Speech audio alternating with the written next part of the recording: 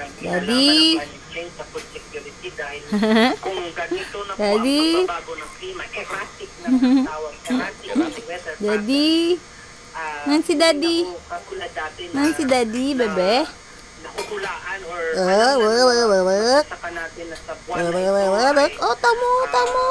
Ayan na naman ikaw. magtatanim sila. Wala ka na naman sa pwesto mo, anak. No. Ano? Sige. Sige.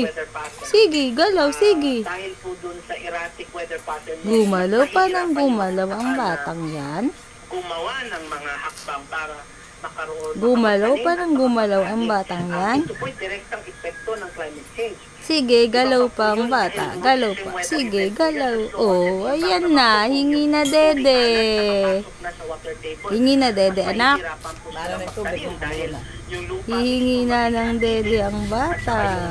Patubig ay magiging salty, no? Maalat. So, mahihirapan magpalaki, magpagtanim ng mga pagkain.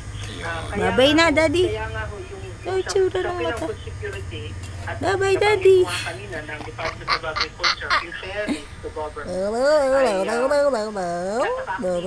kung sa pelikula, lalo na sa adaptation na pinag-aaralan, Nahinig-nginig ka pa.